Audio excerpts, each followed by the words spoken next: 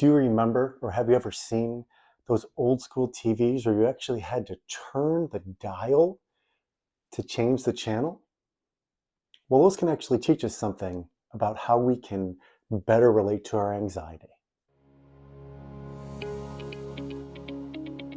So those old school TVs, we didn't have a remote control, we didn't have apps. We literally had to get up and change the channel.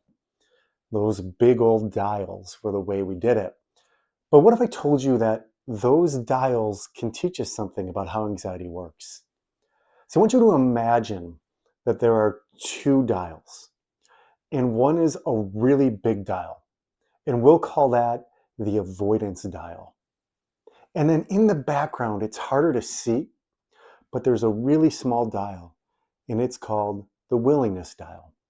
Now, our typical response, and I'm guessing this is the case for you as well, when anxiety shows up, our typical response is to turn that avoidance dial. How do I get rid of this as quickly as I can? And that makes sense. Anxiety is super uncomfortable. It's unpleasant. We're programmed in many ways to avoid anxiety, right? If we were out in the wild and we hear a roar, we see a lion, we're going to feel that intense fear. We're going to do something to get out of there. Whew. Fear, anxiety, done. So our initial instinct when anxiety shows up is, where is that avoidance dial? How can I turn that to 10 and be rid of it?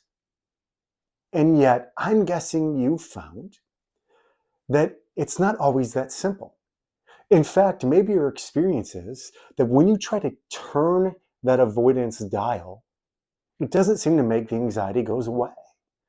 Maybe you've tried lots of different techniques. Maybe you've tried breathing. Maybe you've tried to tell yourself to stop thinking the anxious thoughts. And it seems like no matter what you do, the anxiety keeps coming back. And maybe it even seems like the anxiety comes back even bigger. So if that's the case for you, if you found that it seems like no matter what you try, the anxiety gets bigger, what's the alternative?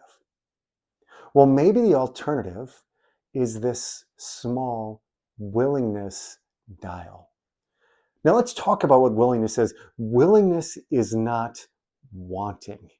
Nobody wants anxiety. Nobody's coming to see me or any therapist saying, I want to learn how to want anxiety more. It's super unpleasant. It's very painful. Instead, willingness is about our relationship with anxiety. It's recognizing that we're not choosing this anxiety. It's just showing up. But when it shows up, maybe that's where we have a choice. We can choose how we respond to it. A willingness response is where we say, but maybe more so experience, that this anxiety doesn't have to be an enemy. After all, it's a part of us. Maybe it's a part of us that we wish we didn't have, a part of us that we don't fully understand, and yet, nevertheless, it's a part of us. What would it be like if we didn't have to battle with our anxiety? Maybe you could even put this in the comments. What would it be like if you didn't have to get rid of your anxiety in order to take the actions that are most meaningful to you? Now, of course, I know that you want to get rid of your anxiety. Again, no one wants anxiety. But what if we don't have to get rid of it in order to do what matters most to us? So what's this willingness dial look like? Well, we can start to take small steps, small actions. Maybe we're really afraid of being out around others. And so we just do an event. We say yes to somebody who invites us out, and we just go for a few minutes, 10, 15 minutes.